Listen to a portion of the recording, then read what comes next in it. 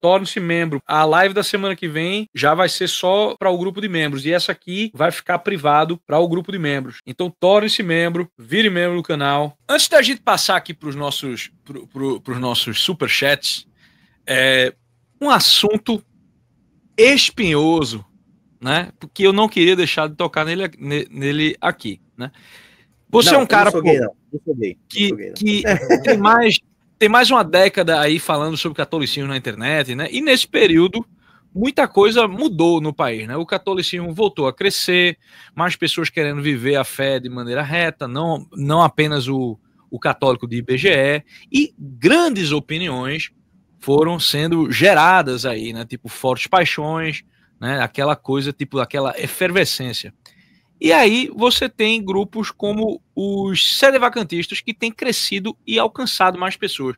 Como é que você vê o crescimento dos católicos no Brasil e essa questão do sedevacantismo? Olha, eu acho o seguinte, tá? Eu acho que houve um despertar dos católicos brasileiros, tá?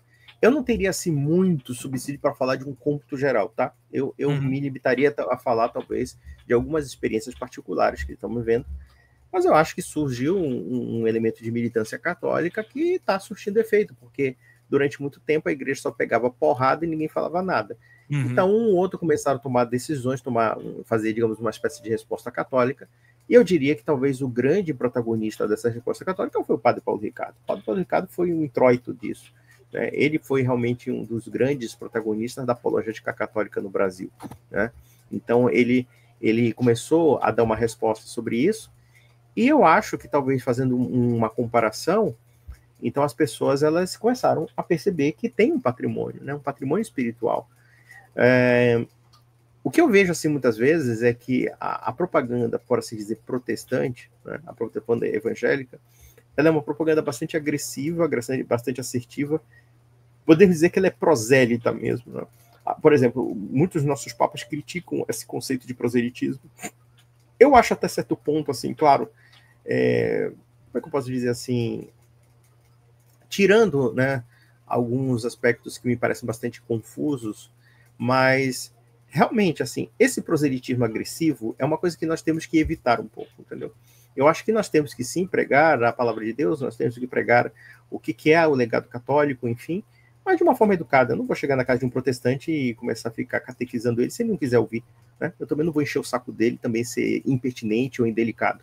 Mas o protestante não, ele é assertivo. Mas, por outro lado, também nós demos uma resposta assertiva porque também fomos provocados aí, somos obrigados a responder, né? Nós somos obrigados a responder. Com relação ao sedivacantismo, né? Eu acho que o sedivacantismo ele é muito problemático. E, inclusive, eu tenho um amigo meu que se enveredou por isso, infelizmente, né? Começou a dizer que existe a outra igreja, né? Não é mais a igreja católica. Só que o problema do sedivacantismo é que a conclusão lógica dele é a demolição da igreja instituída. É a demolição da igreja visível. É a demolição das autoridades eclesiásticas, é a demolição do Papa, porque embora eles digam que não sejam contra o papado, mas sim contra o Papa vigente, mas na prática o papado não tem mais vigência. E não somente o papado não tem mais vigência, mas também o clero não tem mais vigência. E se o clero também não tem vigência, não tem mais sacramentação, não tem mais absolutamente nada, não sobrou absolutamente nada. Eu já vi maluco sem Vaticano dizendo, olha, reza em casa, não vá para missa. Isso está muito protestante. Vai virar protestante isso aí.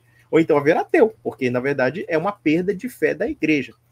O que é que nós podemos responder com relação a isso? Olha, quando nós estudamos a história da igreja de uma forma prudente, de uma forma tranquila, nós vamos perceber que essas crises, elas são uma constante na história da igreja. A crise, ela faz parte da nossa vida. Sim. Começa pela crise pessoal nossa. Ser católico não é uma coisa fácil. Quantas tentações você tem na vida? Tentação do dinheiro, tentação de mulher, alguns até de homens, enfim. Bom, mas isso é problema deles, né? Mas vamos falar coisas assim mais comuns, né? Mulheres, dinheiro, status social. Ou então, por exemplo, uma realidade como a nossa, que é muito bombardeada por estímulos. Nós somos uma sociedade que somos estimulados a tudo, né? Internet, você está num barzinho, você já tem uma TV te enchendo o saco, você tem rádio, você tem barulho para tudo quanto é, né, quanto é espaço. Você não tem lugar mais para você ter contemplação, por exemplo. Então você é bombardeado por tudo que é estímulo. Porque o estímulo, ele quer que você deseje, né? Ele quer que você deseje. Ah, não chora, Luteranozinho, não chora. Não, aí calma, ele só queria uma namoradinha. Não, pior que ele se casou, pô. Tu não casaste com a Catarina, tu não comeste a freira, sua filha da puta. Mas olha só. Aqui no chat nós temos presenças ilustres. A gente tem Lutero, o Darwin apareceu um dia desses, né? Sim, sim. E falou que era fã do Lutero. Vem uns fake muito ilustres aqui no nosso programa. Muito bom. Olha, se você gerou a ruptura da cristandade para ter uma namoradinha, você conseguiu, casou com a freira lá, pô.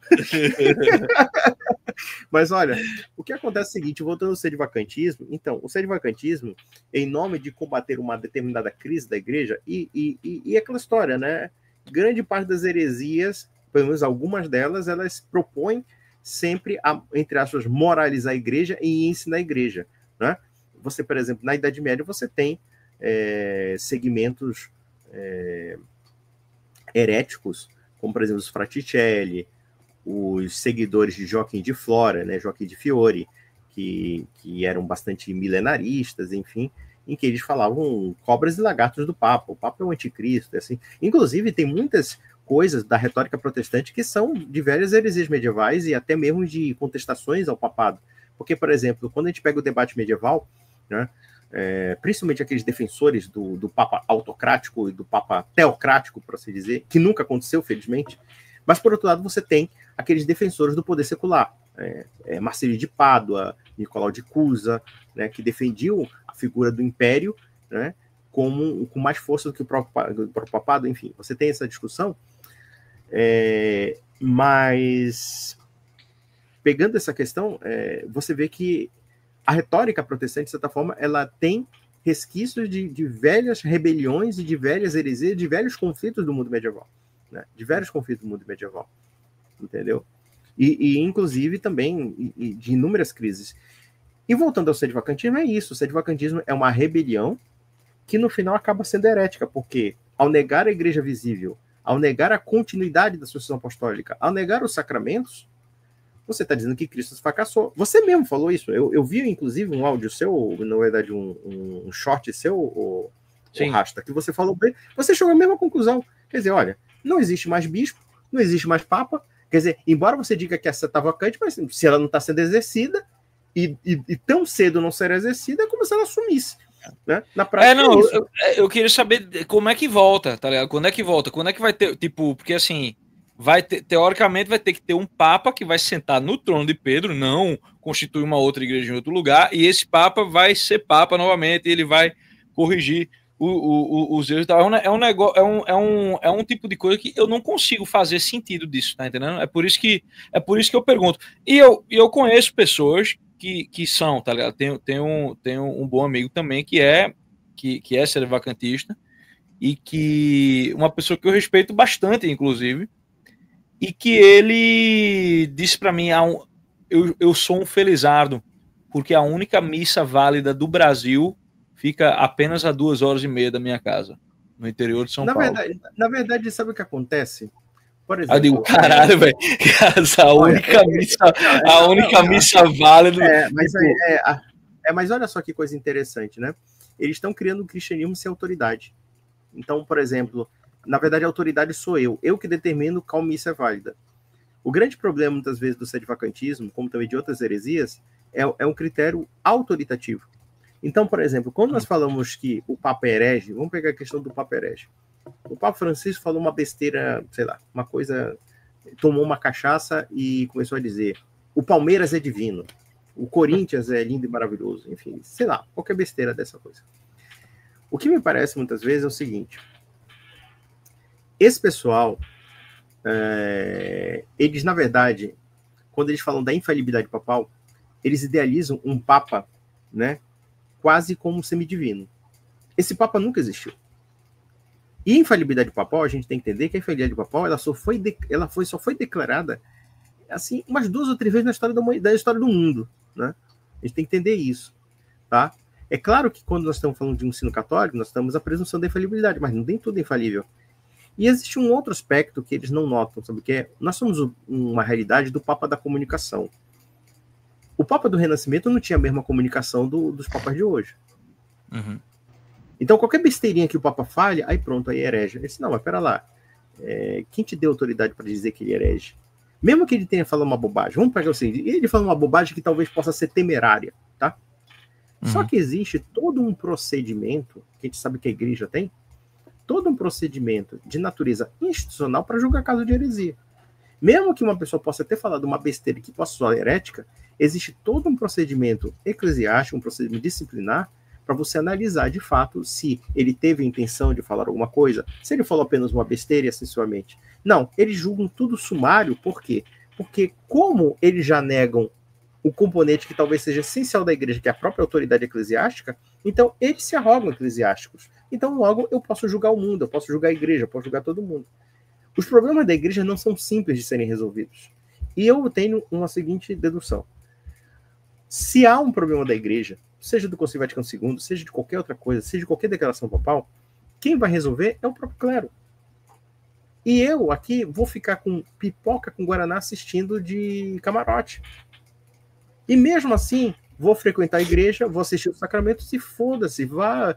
Olha, sabe aquela coisa do Tropa de Elite? Eu sei que é meio jocoso falar isso de clérigo, tá? Sim. Tudo bem. Não, mas, por exemplo, mas aquela coisa, não tem o capitão lá que pega o tenente? Olha, isso aqui não é meio, a pica é do aspira, sabe? É mais ou menos isso. Clero, essa pica do aspira. Essa pica do aspira. Se vira, clero. É problema de você. Pega que o filho é teu, se vira. Eu não vou discutir nada. Eu vou seguir o que a igreja sempre pregou. Simples. E claro, se eu achar que existe uma declaração temerária, eu vou avaliar dentro daquilo que a igreja ensinou. Mas eu não vou ficar julgando o clérigo, não vou ficar julgando o bispo, não vou ficar julgando o papa, não. Não é da minha autoridade, não é da minha alçada julgar papa. Eu posso pressupor que o papa possa ser herege? Eu posso até pressupor isso, mas eu não posso julgar o estado clerical dele. Não é da minha alçada fazer isso. Quem vai julgar é um outro papa, quem vai julgar, sei lá, se o clero achar que ele é um tremendo filho da puta, pronto, julga, e acabou. Dane-se. Agora, não é um bonitão que chega a um vídeo de internet fazendo escândalo público sobre papado, dizendo o papa é um herege público. Sabe o que eu acho interessante? É que eles se apegam a certas terminologias que eles não entendem porra nenhuma. Tá, o papa é herege público, mas para 1 bilhão de católicos ele não é herege. Então foda-se a sua opinião. Quem tem que dizer que ele é herege ou não é a igreja, não é você. Não é você individualmente pegando uma câmerazinha e dizendo o Papa Francisco é herege. Não, não é assim. Não é tão simples assim. Não é tão simples. Se o Papa Francisco cometeu alguns equívocos, alguns erros, tá? Se mesmo no ensino dele ele possa ter, sei lá, cometido uma declaração temerária, resta saber se aquilo realmente é algo a ser ensinado ou não. Porque o Papa pode falar besteira, o Papa pode estar acordou num dia e falou uma bobagem descomunal e você vai, a partir disso, você vai demolir toda a estrutura da igreja porque é uma besteirinha isolada daquilo ali. Não, não é assim. Tá? Se existem problemas no magistério, quem vai resolver no magistério é o próprio magistério. E veja que isso é uma constante na história. Eu vou dar um exemplo clássico de um magistério que nos deu problema. É o credo niceno constantinopolitano. Você sabe que quando houve em Nicéia 325, houve o credo niceno. Só que o credo niceno, tá, ele tinha um problema relacionado ao fato da definição do Espírito Santo na Santíssima Trindade. Aí surgiu uma heresia, eu acho que o nome do bispo era Macróbio, acho que o nome dele, acho que o nome dele é o Macedônio, acho que eu não sei se é Macedônio, Macróbio, acho que era Macedônio. Acho que foi o nome. É a heresia de achar que o Espírito Santo não está em pé de igualdade, né? Perfeitamente, que o Espírito Santo seria uma emanação do Pai e do Filho. E aí houve a necessidade do quê? O credo niceno constantinopolitano. Então veja que a questão do magistério, se o magistério é falho, digamos assim, veja, é claro que a igreja goza de infalibilidade nos assuntos dogmáticos, tá? Evidentemente isso. Mas veja, mas mesmo nos assuntos dogmáticos, às vezes ela precisa ter uma correção documental para esclarecer aqueles pontos que ela quer ensinar. Entendeu? Então isso não constitui um problema. Veja, não constitui um problema da infalibilidade, porque a infalibilidade pressupõe o quê? Que existem realmente verdades de fé que são imutáveis, são atemporais e etc. E acabou, e não tem que se discutir, tá? Mas existe a questão do problema do esclarecimento daqueles ensinos, né? Aqueles ensinos pelos quais a igreja é porta-voz. E o que acontece com o sede vacante é que o sede vacante, ele é um assanhadinho, sabe? Ele é um impacientezinho. Ele daria muito para ser um Savonarolazinho. Inclusive tem, eu não sei se... Não, você sabe, evidentemente. Tem um freizinho aí que parece o Savonarola de YouTube. Você já viu esse cara aí? Não, nunca vi, não. O tal de Frei Thiago, não sei o que. Frei Thiago de São José. Já me falaram, e já me falaram bem desse cara, mandando não, velho, veja lá os vídeos dele e tal, tipo, mas eu nunca assisti, tá ligado? Tipo, porra, bicho, eu vou ser sincero contigo, assim, Conde. Eu voltei a me confessar e comungar, tá ligado? Sei lá, tem uns 5 anos, velho, tá ligado? Então, eu evito, tipo, tem certas coisas que não estão na minha alçada, tá ligado? Então, assim, se eu for entrar no buraco ser vacantista agora e traz, eu digo, meu irmão, velho, tô tentando passar ali 10 minutos em estado de graça, tá ligado? Olha, eu vou contar uma coisa pra vocês, vamos lá. Vamos pegar o cisma do Ocidente que a gente falou, em que 3 caras reivindicavam ser papa. Reivindicavam ser papas. Uhum. E que só uma linhagem de fato de papa foi aceita, né? Só uma linhagem dessas 3, né? Depois do concílio, acho que foi o concílio de, eu não sei se foi Constança ou Florença, agora não me lembrei. Cara, tudo bem. Olha, sabe o que a maioria da população europeia fez com relação à briga dos 3 papas? Você sabe o que ela fez? Eu não vou falar do nobre medieval lá que estava na política, não vou falar do bispo, não vou falar nem disso. Eu vou falar do padre da paróquia, aquele padre lá, sei lá, do interior do grotão do cu da França, tá?